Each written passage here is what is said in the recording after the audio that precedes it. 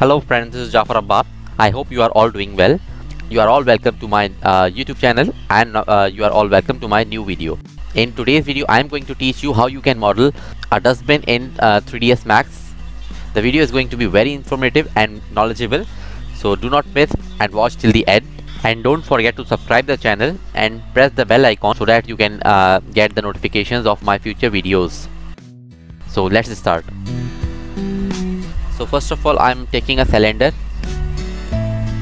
And now I'm setting the parameters. I'm taking a radius of 25 and height of 60. I'm taking the height segments to 10 and sides to 12. Press F4 to see as edge faces. Now I'm going to convert it as editable poly. Now I'm selecting this edge option here and selecting one edge, and I'm pressing the Alt R to select the ring. Now I'm going to select this loop option here to select the entire ring. Now I'm going to apply the chamfer, and I'm increasing one more segment here. I want 3 lines to work with. Now I'm going to select all the vertical lines. I'm selecting one edge and now pressing Alt R, and now I'm pressing Alt L to select the entire lines here. Now I'm going to this option, create shape from the selection, and make sure you check mark as linear and press OK. Now I'm selecting the top polygon, press Ctrl and click on this edge to convert it as edge selection. Now I'm selecting the ring, press Alt R to select the entire ring. Now apply the same option here, create shape from the selection. Now select the cylinder and hide it. Now what you left with is with this newly created shapes. Now I'm going to make these lines renderable. I'm going to reduce the thickness to 0.8.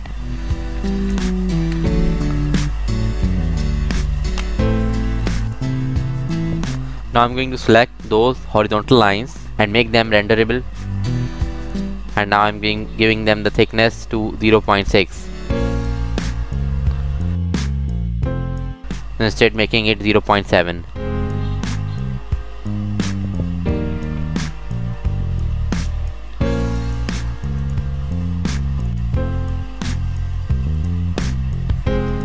Now I'm going to this top view, and now I'm going to select the vertices. Here I'm selecting one and escaping one.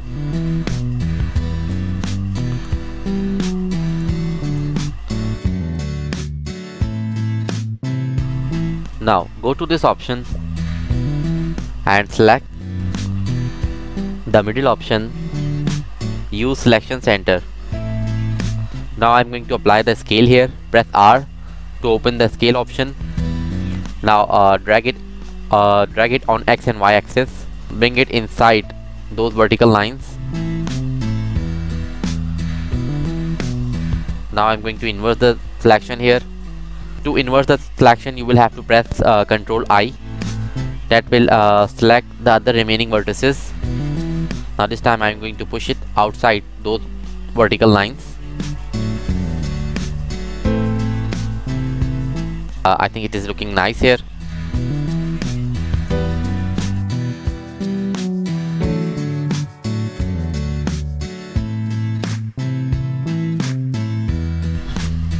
Now I'm going to select it from the lower shape, and I'm going to take a copy of it. Press Shift and drag to take a copy. Now I'm going to rotate it to 30 degrees. Just turn on the angle snap here. Now rotate.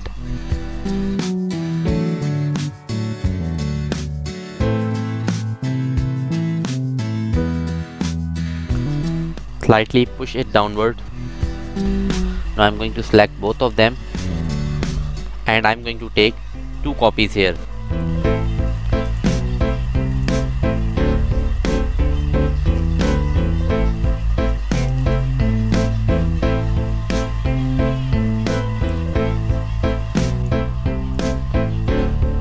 Now I'm going to adjust the length of these vertical lines. Now select it from the top and drag it upward.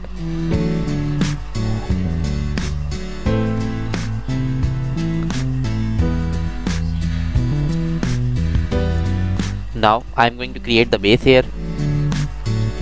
First unhide the cylinder, right click, unhide all.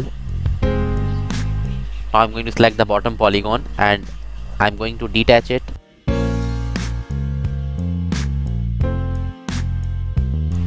Make sure that detach as clone option is checked, then press OK.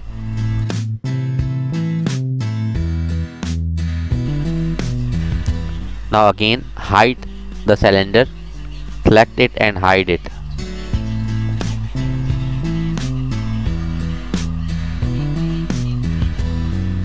Now select the bottom. I'm going to apply the shell modifier in here to increase the thickness. Make this outer amount to 0 and increase the inner amount to 2.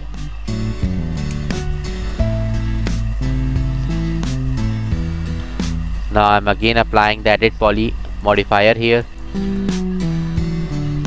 Now select the edge option and select one edge from here and press Alt R. Then I'm going to apply connect. I'm inserting 2 lines here. Drag them closer to the outline. Now I'm going to select the polygon option here and select the polygons from top and bottom. And now I'm going to apply some inset here.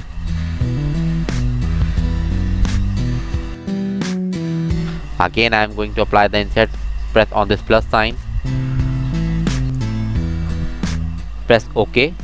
And now I'm going to use collapse option here. So let's press on the collapse. Now apply the turbo smooth on it.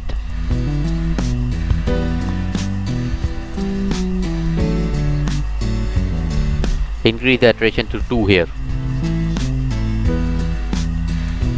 Now let's unhide. Now I'm going to select the shape of the top and I'm going to convert it as editable poly. Now I'm going to attach all of the objects out here. Go to this attach option and select all the shapes and press on this attach option here.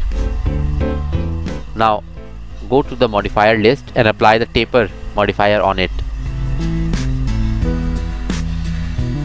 Now increase the amount, increase the value from here, and I'm going to apply negative value on curve. I want to give a nice rounded shape towards inside. It is looking nice.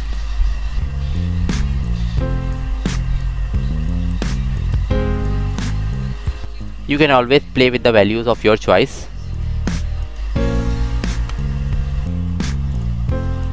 Now I'm going to create the top part, and for that I'm taking a circle. I'm creating a circle.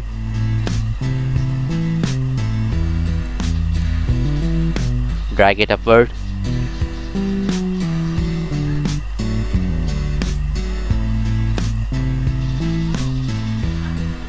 Now I'm going to make it renderable, and I'm increasing here the thickness. I'm making it 4, and I'm increasing interpolation. I'm increasing the steps to 8. Now convert it as editable poly.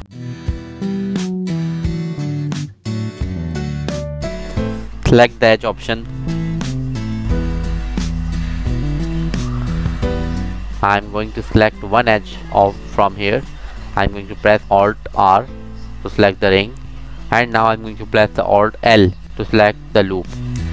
Now again I'm selecting one and leaving one.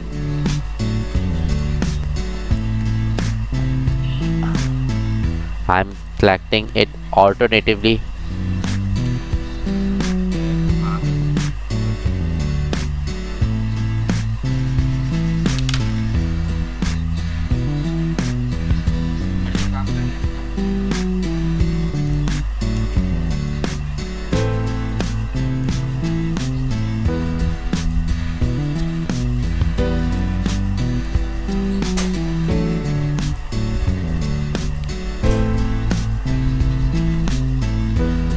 Now I'm going to this option, create shape from the selection, select linear and press OK.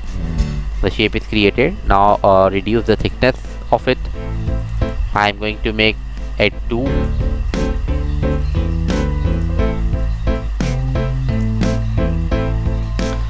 It's looking nice.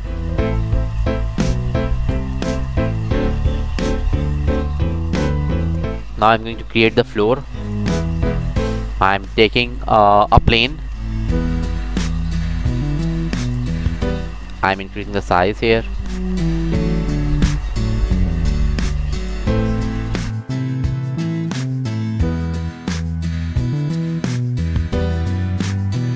Now let's apply the material on the floor. Press M to open the material window.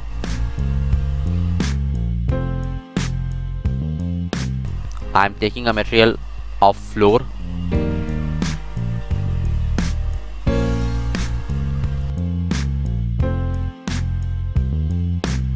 Let's apply the material on the selection.